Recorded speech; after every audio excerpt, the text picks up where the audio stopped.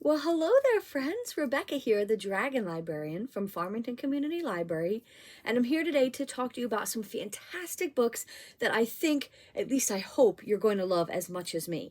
But not only that, I'm also here to welcome you to October. Yes, we are officially in the second week of October, which is super, super, super exciting.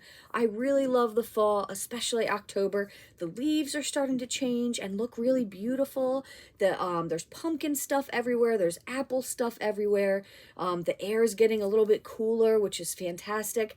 But I think the best part of October, aside from Halloween itself, is the fun and enjoyment of reading some spooky books.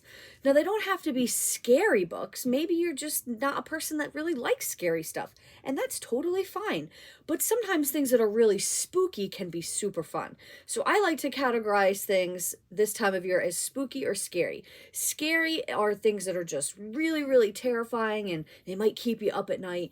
But spooky are things that are just a little bit creepy and fun, more on the fun side than on the scary side, in my opinion. So I think that there's no better way to kick off October and talking about all kinds of spooky books than talking about one of my favorite spooky book authors that I've been reading since I was a kid like you guys. That was a really long time ago, right? I know, we're not going to talk about that. But the author that I'm talking about, and the series specifically I'm talking about, is Goosebumps. Look at all these Goosebumps books, and this is just a small, tiny fraction of the Goosebumps collection. Isn't this amazing? So you'll notice a couple different things about it. The first thing I want to definitely bring up is that these books are very short, which is fantastic because you can actually read them pretty quickly and you can get a feel really soon in the story whether or not it's a story that you actually like, which is really cool.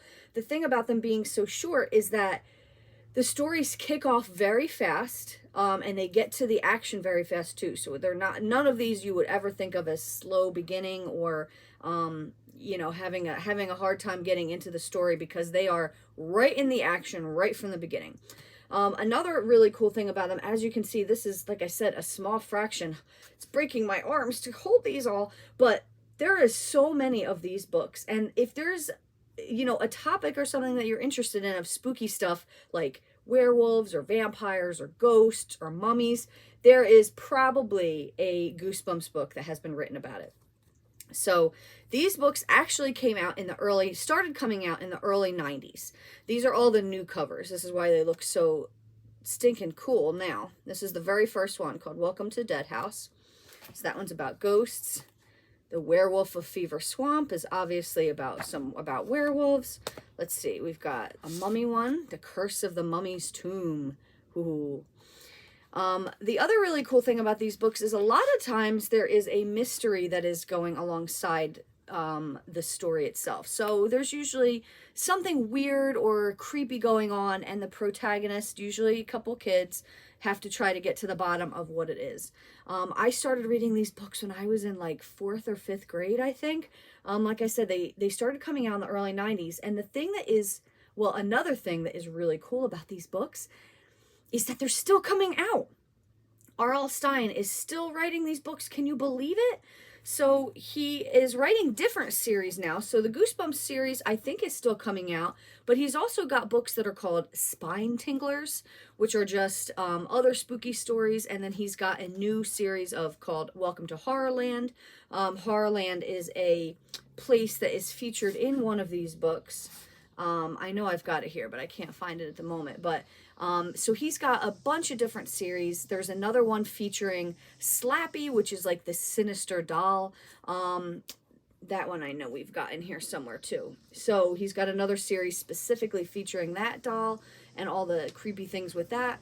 So no matter what your preference is for spooky stuff, like I said, if you like ghosts, if you like stories about mummies, if you like stories about witches or magic or vampires or werewolves, there is going to be a book about it. And the other really cool thing about these books is that you don't have to read them in any kind of order whatsoever. So they're, for the most part, they are standalone stories. So if you want to pick up The Werewolf of Fever Swamp. It's all new characters, all new story, new scares, new chills and thrills. You don't have to read them in any kind of order, which is great. Because sometimes these are a little bit hard to track down in the exact order. I mean, it's super fun to read them in order, but there's no reason to. Now, the exception of those are going to be ones that have specific numbers. So, like, for example, this one with the mummy, The Curse of the Mummy's Tomb, there is also a second book, Return of the Mummy. And this is going to be featuring the same character going back and dealing with the same monster again.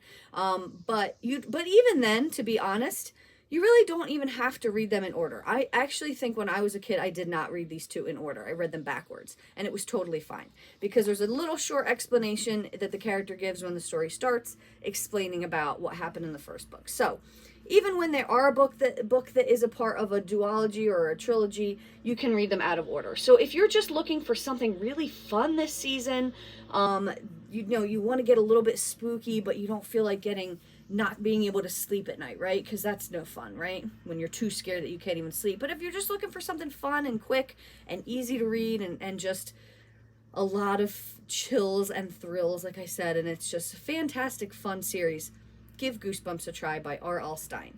Really, any of the series by him, if you want to read the Slappy series or the Horrorland series or the Spine Tingler series, they're all really good, spooky fun.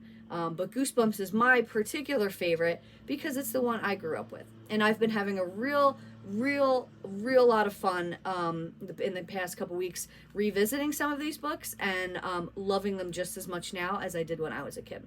So they hold up, definitely. Well, that's what we've got for you guys today. I hope that some of these sound really interesting and fun. If so, feel free to come check them out from Farmington Community Library. And please also give this video a like. We really appreciate you watching. Thanks so much, friends, and have a great rest of the day.